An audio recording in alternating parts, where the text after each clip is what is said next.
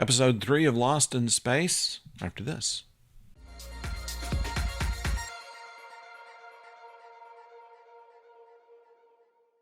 Hello out there, I'm the oldest nerd.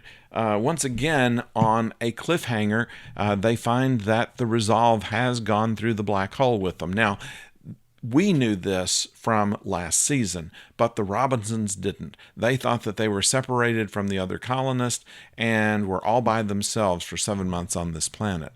As it turns out, the Resolve was still in the area. They had gone through the rift as well, and they happily dock back to the space station, but are surprised to find that there's no one there.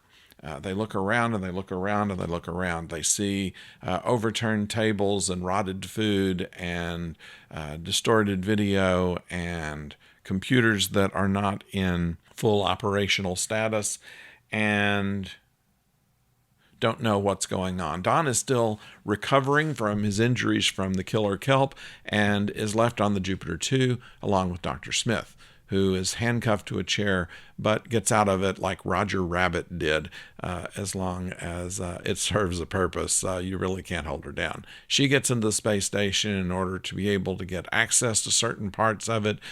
She sets a fire that causes the stairwells to open and the blast doors to go down, which splits up the Robinsons but allows her to go to other decks. She was going to the security deck, and her interest was in officially changing her identity to what she will now be, Zoe Smith. Zachary Smith, the real Zachary Smith, we're happy to find is still alive, played by Bill Mumy. He is in a stasis chamber in which the fake Dr. Smith opens it up and takes a chip out of his wrist in order to identify herself as him on all the official devices. She seems to not notice that there's nobody around, and at the point of her doing it, doesn't seem like there's any point to why she would want to change her identity now, because she's already known to be a fraud by the Jupiter 2 crew, and there's nobody on the space station. So that is what she's working on. She makes herself her own ID with her picture on it and changes it from Zachary to Zoe Smith, changes the profession from a pediatrician, which is an interesting touch since Bill Mumy, who is playing Zachary Smith in this particular series, was a child actor at the time that he played Will Robinson. So that's kind of a little Easter egg in there.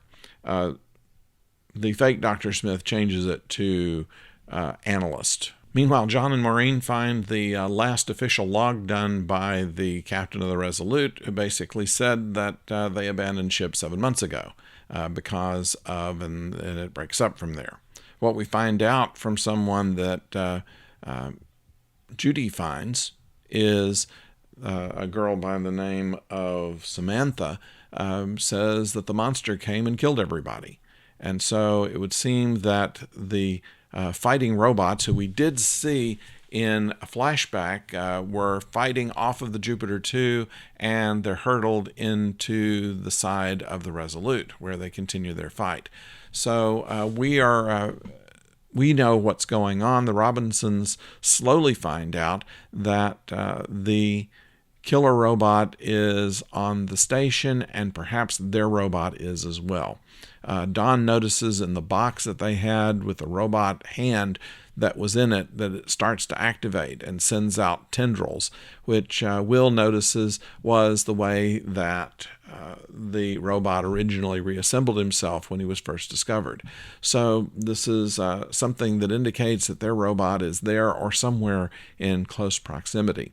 Will had already said that he didn't care what anybody else said. He wanted to find the robot and reunite himself with it due to his special bond.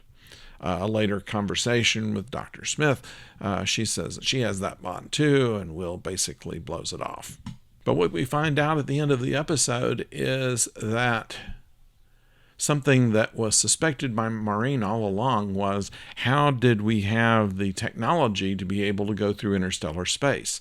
Up to now, we still are using rocket engines and things like this in order to be able to get from place to place, but the Resolute uses a different kind of power system, something that Maureen never really trusted, and that goes back to the last season. And it seems to be revealed now that this was technology from the robot's home planet or home system. And this killer robot that was going through appeared to be going there to reclaim something that did not belong to them.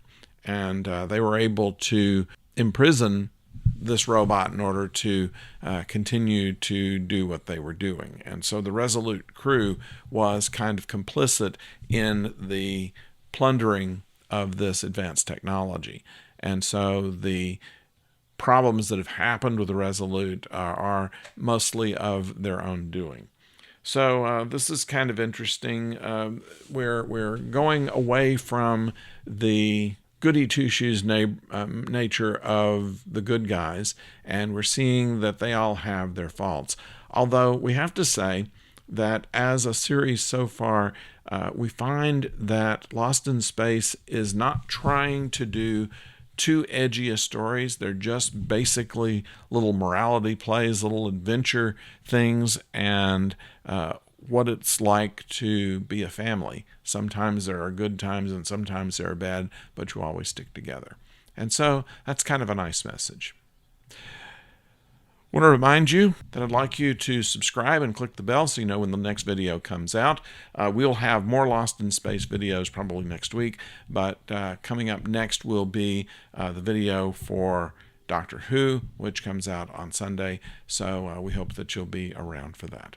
And until then, don't go far.